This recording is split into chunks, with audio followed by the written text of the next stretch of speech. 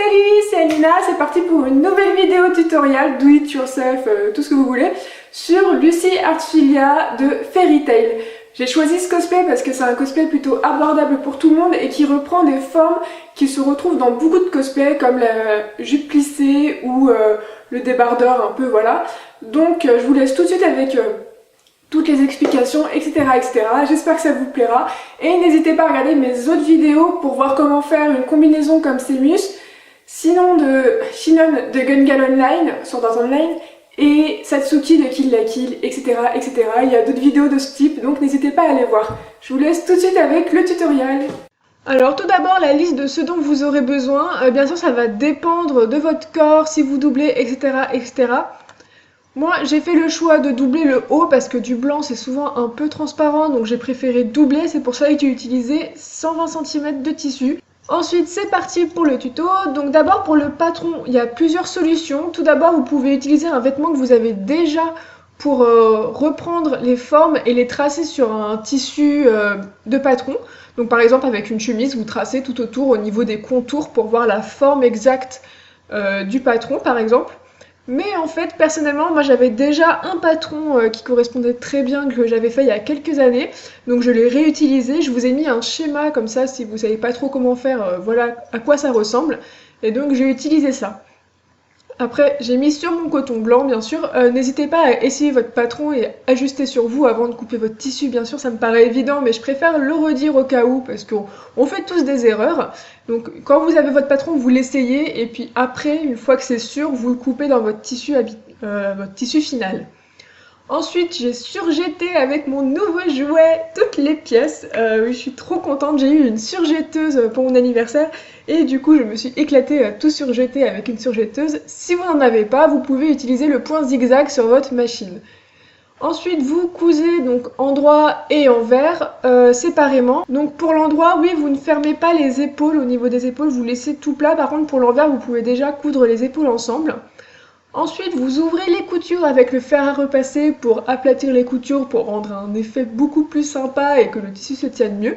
Et ensuite, sur l'endroit, vous épinglez et cousez votre biais bleu. Donc tout d'abord, j'ai commencé par la partie sur la poitrine, parce que c'est la plus délicate, voilà.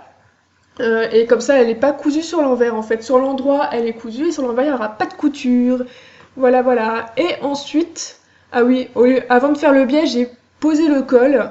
Alors le col il faut le thermocoller ou l'entoiler pour qu'il tienne bien parce qu'il est quand même plié et ensuite vous le cousez à votre veste, donc endroit et envers compris, hein, l'envers est dans l'endroit et en fait moi je surpique par dessus pour donner le bon sens et ensuite je pose le biais tout autour, tout partout, c'est l'éclat total. Et on épingle, les coins c'est super chiant. Et oui, je pose la fermeture éclair séparable devant avant de coudre le biais parce que comme ça j'aurai qu'une seule couture. Elle commence un peu plus haut que le bas, hein. Ne vous faites pas avoir comme moi, je me suis trompée la première fois. Et ensuite je passe tout à la machine. Voilà. Je fais une couture apparente encore une fois parce que j'ai la flemme de faire une couture invisible, j'aurais pu, mais j'ai la flemme et j'aime bien les coutures apparentes, je trouve ça joli. Bien sûr vous repassez et voilà le résultat final. Ensuite alors pour la jupe, alors là c'est le moment un peu délicat, le calcul des tissus de jupe.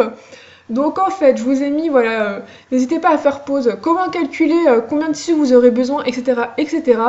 Personnellement ma jupe je l'ai faite de 30 cm de long. Donc voilà, je prends mes mesures, tout partout, je note, et ensuite je coupe mes rectangles, donc dans la largeur, hein, je tire juste dans mon cou et ça déchire droit parce que c'est du coton. Alors j'ai surjeté en blanc, hein, parce que c'est vrai que je suis méga intelligente, normalement on surjette de la couleur du tissu, hein, mais j'avais que du blanc, alors j'ai surjeté en blanc. Et ensuite je fais les plis, donc alors pour les plis, prenez votre temps et faites des repères à la craie sur votre tissu. Faut qu'il soit vraiment droit, donc là c'est la période un peu chiante et il faut prendre son temps, mais bon, c'est pas très compliqué, c'est juste long. Et bien sûr, vous repassez très fortement tous vos plis. Alors j'ai faire un repasser un peu pourri, comme vous pouvez le voir, mais insistez bien, il faut marquer les plis, hein.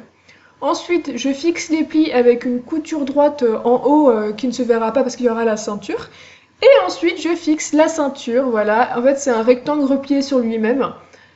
Donc je le surpique par-dessus. Et ensuite, je mets une fermeture éclair invisible sur le côté. Et voilà, la jupe est finie.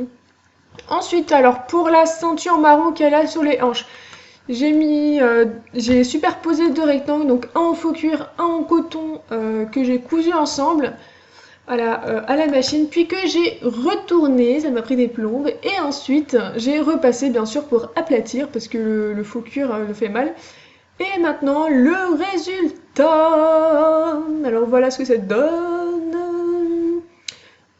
Et j'espère que ça vous aura plu. N'hésitez pas à liker si ça vous a plu, à partager, à commenter et à me dire quel costume vous voudriez voir la prochaine fois. Voilà, bisous et à la prochaine fois, c'était Nina.